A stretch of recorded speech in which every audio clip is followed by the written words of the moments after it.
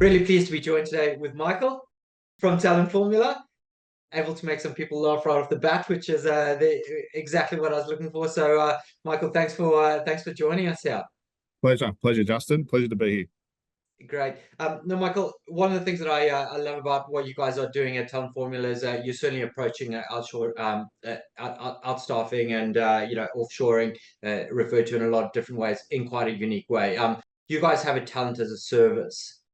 Could you talk us through what that is? Yeah, sure. So talent as a service, probably it differs from the traditional outsourcing models where we pay a lot of attention to the people and culture piece of that relationship. So what we found during our offshore journey when we used providers like Talent Formula was there was a lack of engagement between us and the staff member. What our business model allows, it allows for that relationship to exist at a very high level. So when I talk to potential clients, I say, look, it's an example. We have an office in Sydney, we have an office in Melbourne, you'll have an office in Hyderabad. You interact with those staff no differently in Hyderabad to how you would interact with your own team within your own four walls at Sydney. The more that you can integrate that team into your own business practice, your own business rhythm, the higher the likelihood of that team member succeeding and being a long-term contributing team member for your business. And we partner up, we allow that relationship to happen. So there's a lot that we do onshore in Hyderabad to help you with that relationship, from the work environment. The offices they work in Hyderabad are probably as good as any offices I've worked in globally. The tech stack, we make sure they've got the latest laptops, IT, support, engagement programs, CSR programs, social programs. We want to make our environment a great place to work. We want staff to come in. And then we ask our member firms to partner up and hold up their side of the agreement, which is engaging with that staff member no differently to how you engage with your own team members locally. So there's professional development, just small things, including them in your weekly workflows, travel visitation programs. We have an apartment in Hyderabad that we encourage all of our member firms to go and use free of charge. It's there. It's a 5-star quality apartment. Get over to Hyderabad, work with the team, spend a week there, spend a month there. If you want your team to come over and work with you guys in your own offices here on shore, we support those type of strategies as well. And that's the difference of our model, is that we encourage that people and culture side of the model. And it's about engaging that team member and making sure we look after the well-being of that team member. And the proof's in the pudding. So our retention rates are at 92%. And the last engagement survey that we had, we came back with an 87% positive team engagement score, which is, they're the key metrics of our business. We've got a happy workforce, and they're sticky because of that fact. Absolutely. That's fantastic. And I think where there's so much excitement around the kind of the offshoring, and a lot of people lean into this just for that kind of cost component, whereas exactly as you've said there, the people and culture that's what drives results, that's what drives retention. And that's something that you guys are putting on the forefront. Yeah, absolutely. And it's probably a big shift, especially in the last 18 months I've seen, with the labour market so tight in the local markets. It's not a cost play anymore for businesses. It's an actual talent play. Geez, it's very difficult to find someone in Australia or the UK or the US. If I'm willing to spend 50 or 60 grand on a graduate, what's 50 or 60 grand going to get me in Hyderabad?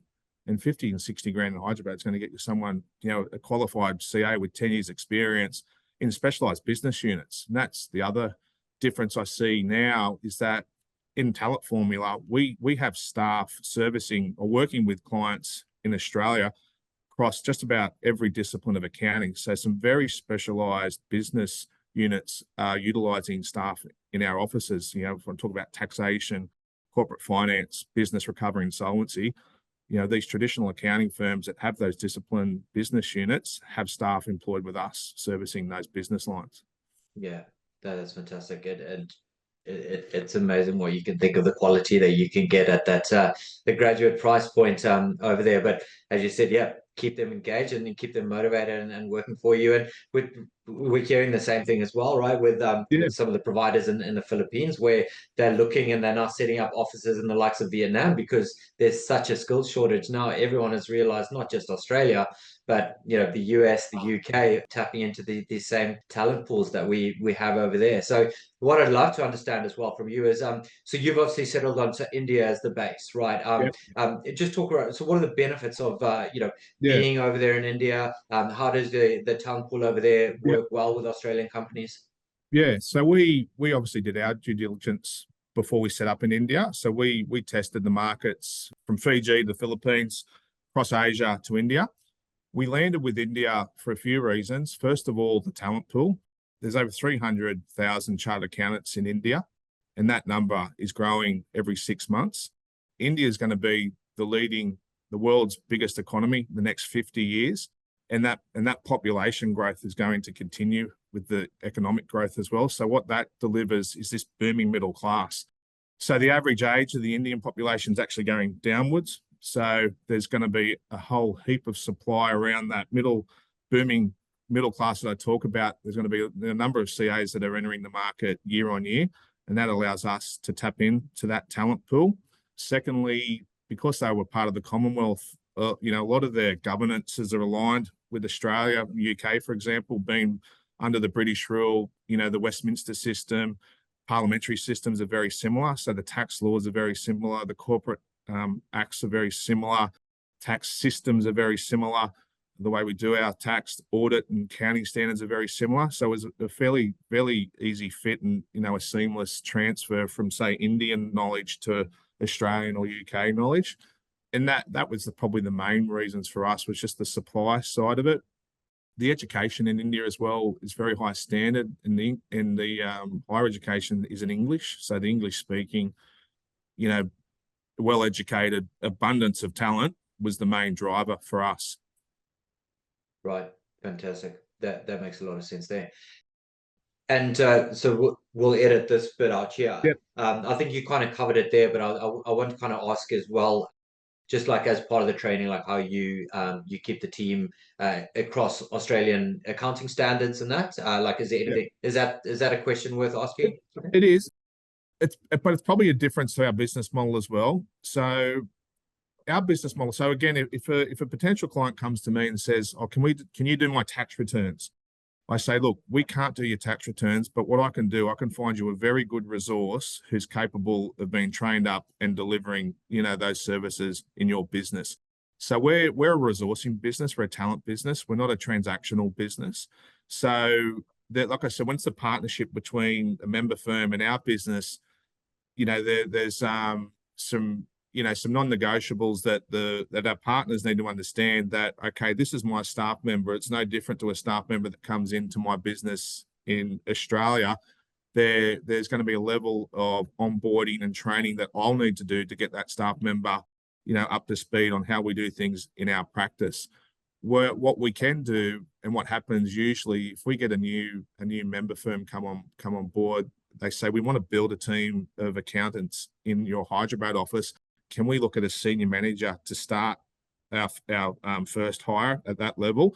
And then that senior manager would have had exposure or experience working, say, I'll give an Australian example, an Australian, chartered accounting firm, mid-tier firm, Big Four practice, and will have all the knowledge, the local knowledge, to be able to train a team of accountants underneath them. So we help them with that. So we'll strategize and do a lot of research with a new client as they come on board, to understand what they need, what team they need, and we'll help them build that team. And then for us, the big piece, it's about finding the right person. So there's a lot of screening and vetting processes done via us to make sure, or not make sure, but to give us some level of comfort that the person that we put in front of you to interview for this position has a very high likelihood of succeeding. So it's a very robust process to find that person. Right. To start, I'd like to, maybe should we go into that? Can I ask you, someone comes to you, they need a CA. Can you talk us through, what so that I'll process talk you is? through. So Michael, can you just paint a picture for us as well? So someone comes to you, they need a chartered accountant, they need additional resource in their business. What's the steps? How's that happen from there? Yeah, sure. So if someone comes to me, I'll say, well, let's sit down. We do a discovery session. We need to really understand, what they're looking for, the level of staff, how many staff they're required, what their business does, all those type of questions are asked in that initial meeting. We'll ask the client for a job description and what they want that staff member to do. And then we'll go out and have a look for that staff member. Part of that process also what we refer to as a job fit analysis. And a job fit analysis is basically building the psychometric profile of your model employee. So that's just a session with our head of talent where our head of talent will sit down with this new client and understand what behaviors, what a successful behaviors look like in their organization. How do you want a person to act in this situation? Do you want someone who's quick to get the job out the door? Are you someone slow and methodical to make sure that things are right? People are going to have interaction with stakeholders, with business owners, like what's the level of communication needed? All these type of questions are asked in that job fit analysis to profile your perfect employee. So we create a psychometric profile of what your model employee would look like.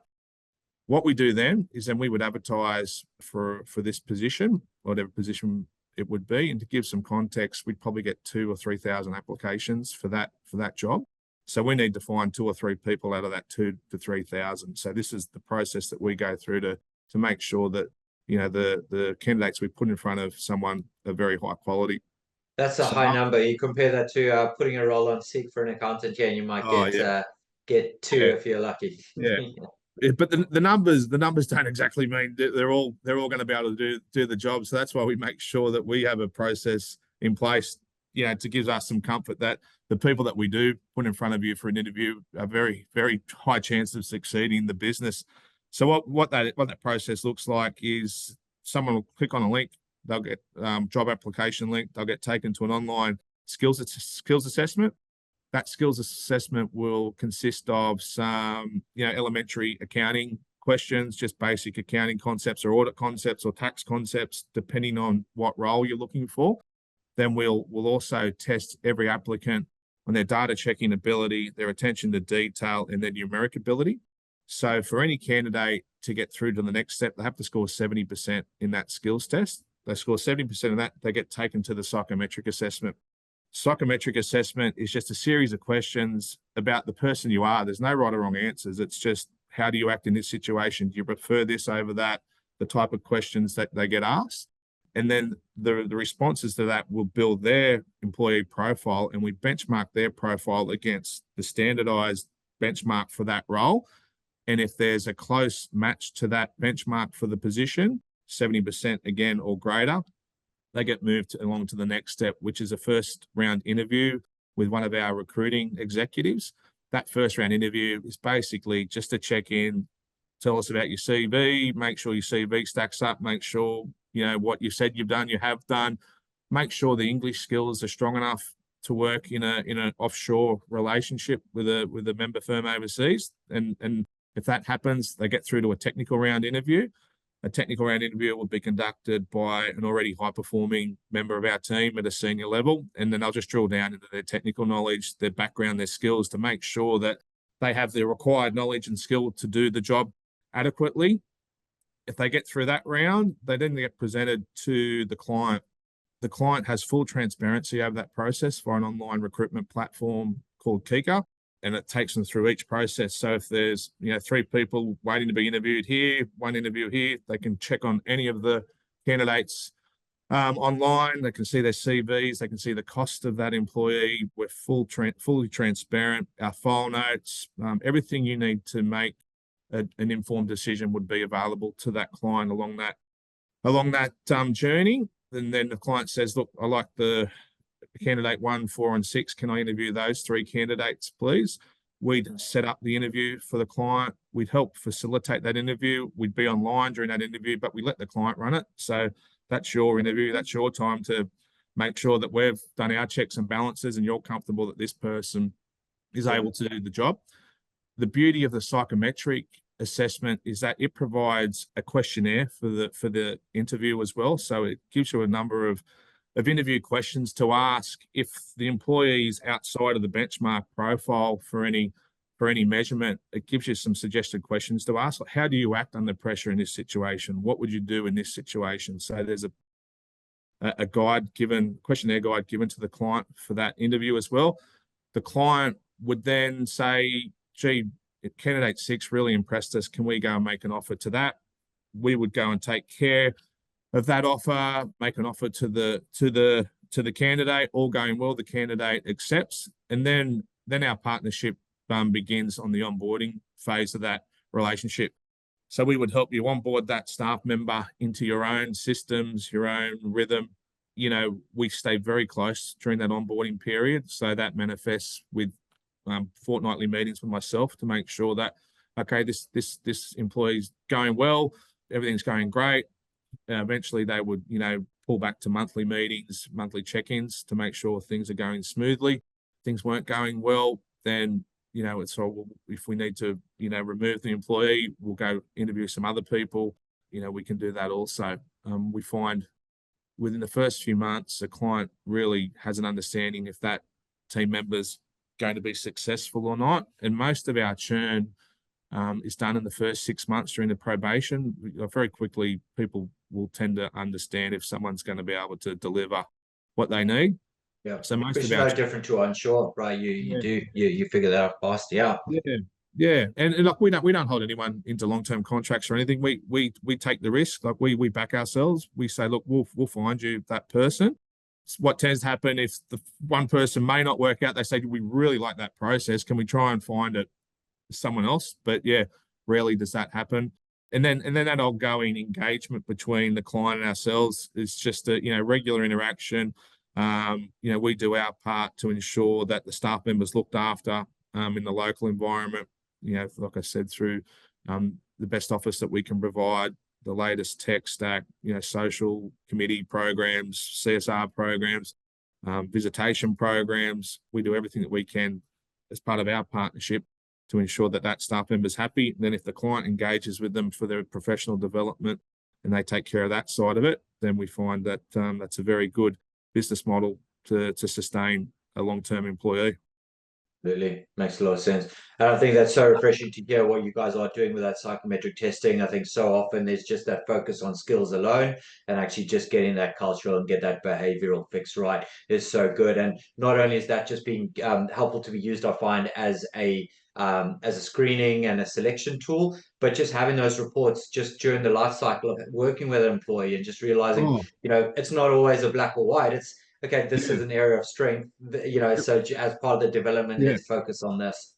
It allows us to focus. So we do a lot of soft skill development as part of our engagement with the team. We do the soft skill side of it. It allows us to understand how our team members will learn as well. So that psychometric assessments give us a lot of data and information. Some people prefer to learn this way. Some people prefer to learn that way. So we actually tailor workshops for certain people. So we'll say we'll get the senior managers into this workshop because they prefer to be taught in this way, and we'll get the junior staff in another workshop because they prefer, a different methodology. But it gives us a lot of information to ensure that we develop our staff members the right way also. Yeah, great. Yeah, that's fantastic. And then just to wrap up, Michael, so give an overview of what type of organizations, firms you typically work with as well. Yeah, look, the beauty of our model, it can be fit across any vertical really, or any type of business. Our largest client base, accounting firms. So PKF, for example, are a client of ours, and we service PKF offices all over Australia and the UK. But we've got accounting practices, as large as PKF to sole practitioners on the Central Coast in New South Wales. The beauty of the model is it can be put across any business or industry. And like I said, we've got staff now servicing clients across all the major disciplines of accounting. Even accounts teams working for commercial businesses, internal finance teams, helping out, medical service businesses.